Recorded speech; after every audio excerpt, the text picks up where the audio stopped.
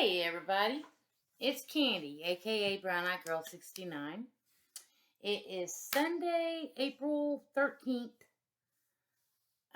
approximately 9 p.m. in the evening.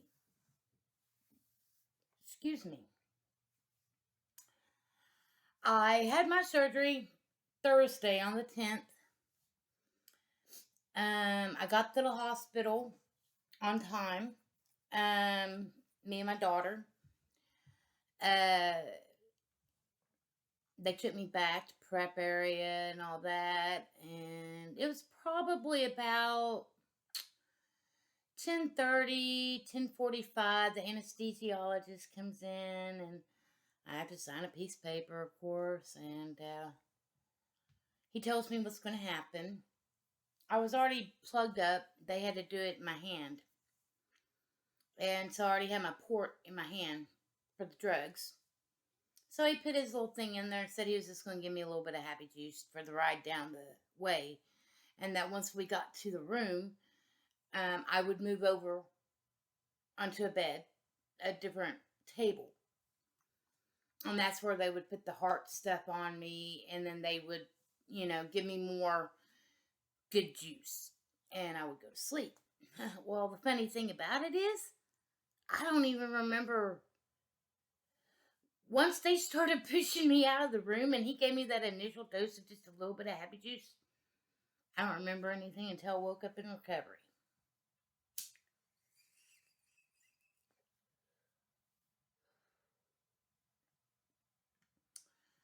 Then I was in recovery from about, I think it was around 2:30. And then I finally got in my own room around 3:30, I think it was. Between 3 and 3:30. Got into my own room. And of course, I had a catheter. And I had that catheter in until like 2 o'clock in the morning. So I had to wear that catheter for about 12 hours after I woke up. I'd probably had it in there for a total of 15, 16 hours.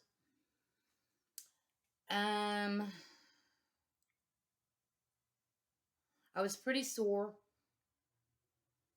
but I wasn't feeling as bad as I thought I was going to. I didn't have a lot of shoulder pain or anything from the gas that they had to put in my belly.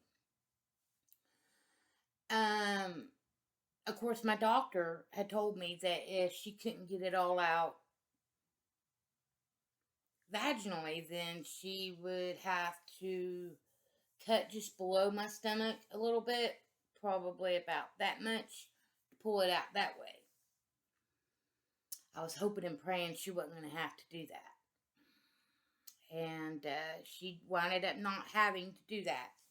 She was able to get it all out naturally through my vagina, so that's cool. She was telling me when she came and visited me later that, I guess it was the next morning, she was visiting with me on Friday morning, and she was telling me that basically that fibroid took up my whole uterus, basically. And, but that I should feel much, much better after I recover from this. And I'm telling you right now, I already do feel better. My knee don't hurt no more. I can walk around. I can actually squat a little bit. Not that I have, but I've been able to try to do it a little bit. My knee doesn't hurt. My lower back doesn't hurt as much. So I'm looking at this as a blessing in disguise. Now, a bruise here with a stirrup strip, and then I've got a cut here, and they did 4 incisions. They did one here, one here, one here, and one here.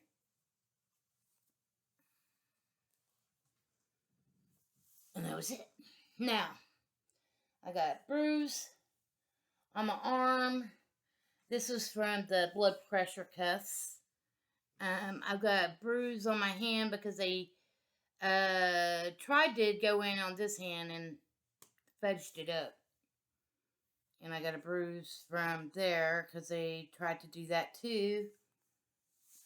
No bruise there. Let's see. Oh, and then on the back of this hand, there's a little bit of a bruise, but not like that one. I got home Friday afternoon. I pretty much slept a lot Friday. Saturday. Today, I haven't slept as much, but I slept really good last night because I went to bed last night probably about, what time was it?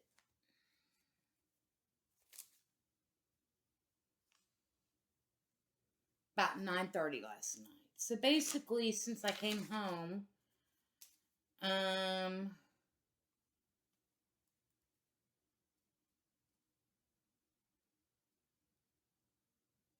Friday, I slept from like 3 p.m. to 7:30 p.m. And then I got up and I took a shower. It was the first shower I'd had since Thursday morning. So this was like Friday night. I took a shower. And then I woke up at, no, Friday night I slept from 3 to 7:30. And then I got up and sat up for a little while. And then by 11 o'clock I was still tired again. So I went to sleep and woke up at 7:30 a.m. Saturday morning. And that's when I took a shower. And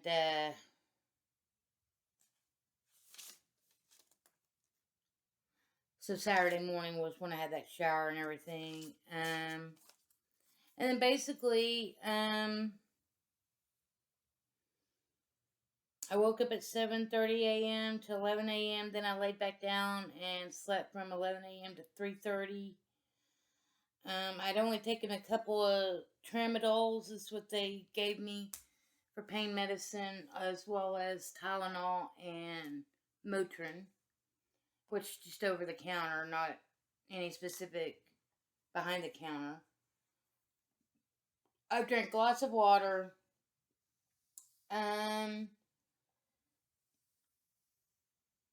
I ate soup, some green beans. I did have a couple cups of coffee on Saturday, between 3:30 and 8 o'clock. And I laid down, about 8:45 last night. I took 600 milligrams of Motrin.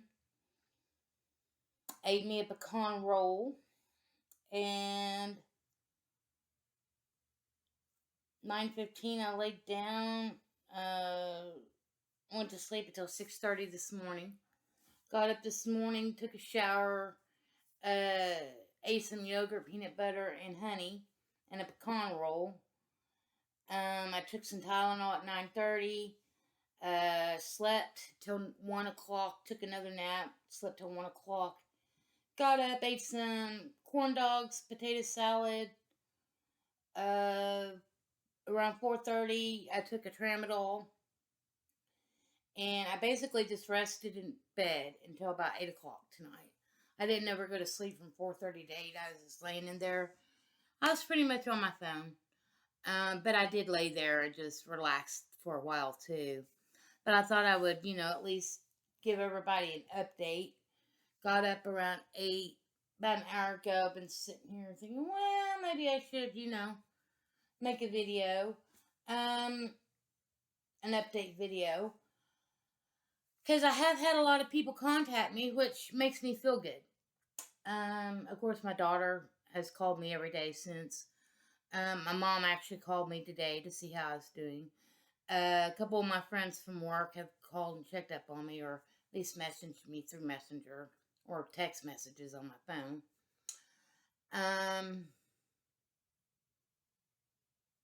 That's about it. Like I said, I've only taken about like 3 pain pills since I got out of the hospital Friday. Because I don't like taking medicine if I don't have to, but I do take it because every now and then I'll get a pain in here or whatever, but it's all good. Um, like I said, I've been alternating between Tylenol, Motrin, pretty much, you know, about every 6 to 8 hours. If I don't feel like I need it, I don't take it. As far as me and Mary Jane's concerned, I haven't really smoked too much of Mary Jane, even though I went ahead and got some Mary Jane. Actually, I think it was, when was it? I think it was Friday. Friday night, my daughter brought it over to me after she got off work. One of her friends picked it up for us because one of my daughter's friends works at a dispo. And so we just cash app her the money and she gets it for us before she leaves work and delivers it to us. I got some pistachio runts. That's what I've been smoking on. This is a hybrid. This is more of a 50-50, a sativa and an indica. The indica helps with the body pain more. And then I got some White Widow, which is more of a sativa. I haven't tried any of this because it's more of a cerebral high, and I just don't know if I'm mentally prepared for that type of high yet. So I've just been smoking a little bit of pistachio runts, and basically probably have smoked about as much of this. It's been about the size of this is all I've consumed since Friday night.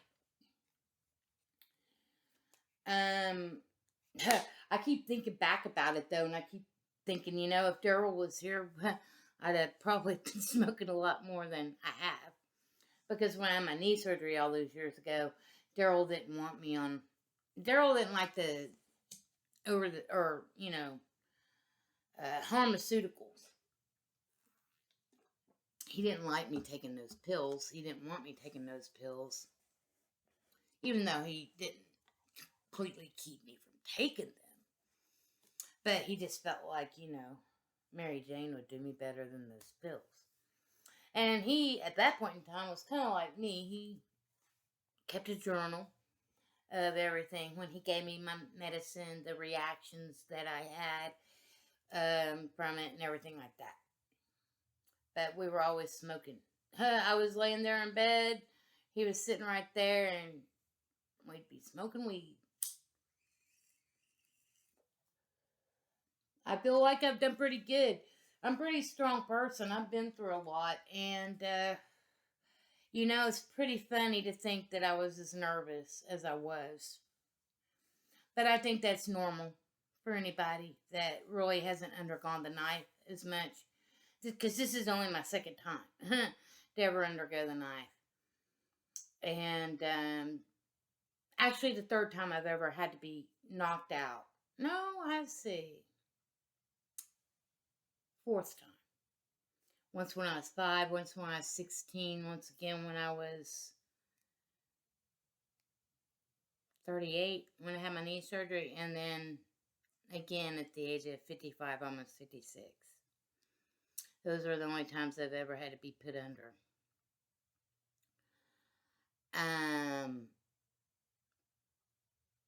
But yeah, I'm looking forward to healing more.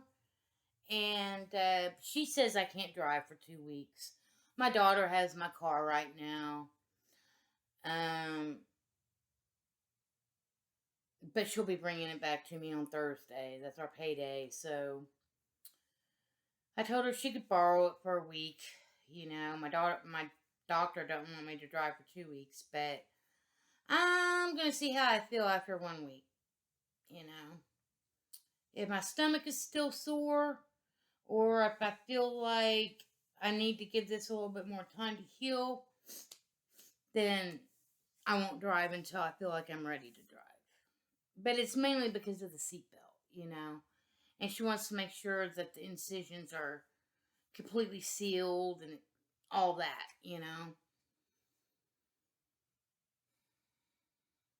Other than that, I'm doing awesome, wonderful, and amazing. I'm really looking forward to being able to do more as time goes on because of the fact that I already do feel good. And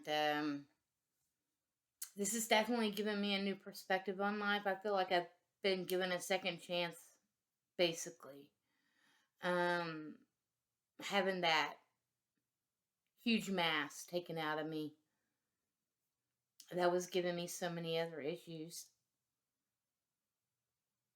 And I've had so many women that have had the same procedure tell me, girl, you're going to be so grateful. You're going to be so grateful and happier once you heal. Uh, and I can already tell you, yeah, I think I'm going to be. She did leave my ovaries. She took everything else out.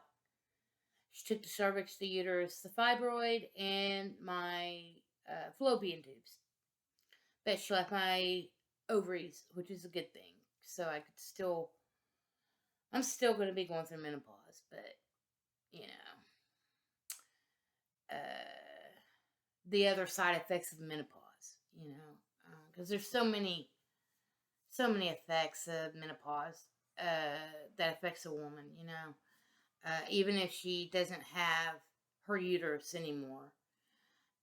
She still is going to go through the emotional uh, aspects as far as the hormones changing and re-regulating themselves, etc., etc.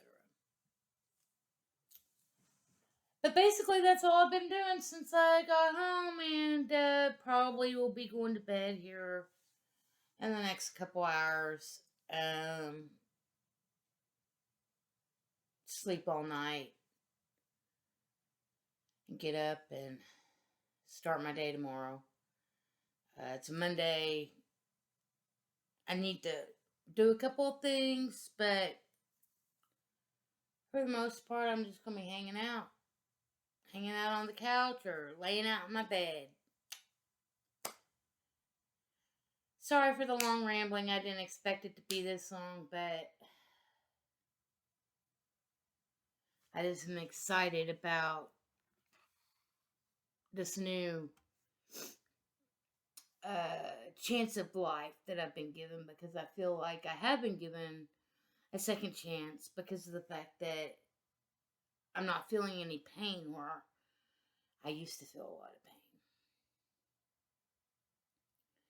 The only pain that I feel right now is just in my stomach, but that's just from the incisions and the robot that was in those areas. But as time goes on, I'm going to get stronger and feel better. And I'm going to, once my stomach's completely healed, I'm going to say I'm going to give it at least a month, 4 weeks. I'll talk to my doctor about it because I'm going to have to make an appointment with her. I got a call in the morning to set up my 2-week visit with her. So I won't have a visit with her this coming up week, but the following week I'll have a visit with her and ask her more questions as to when I could start maybe utilizing my infinity hoop. Because I have checked the scale and I've lost about 5 to 6 pounds since the surgery. But that's because that huge mass that was taken out of me was probably a good 2 to 3 pounds. I think is what she said it weighed.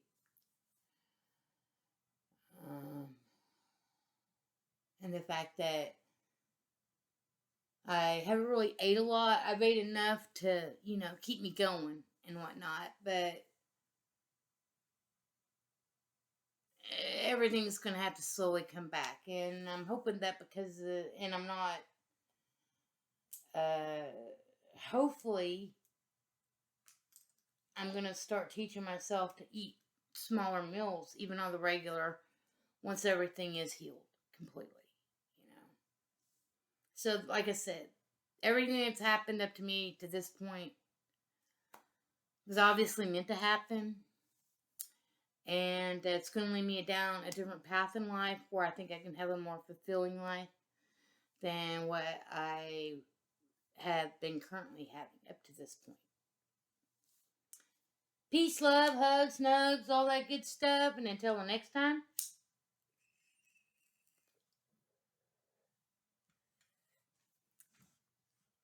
I'm out.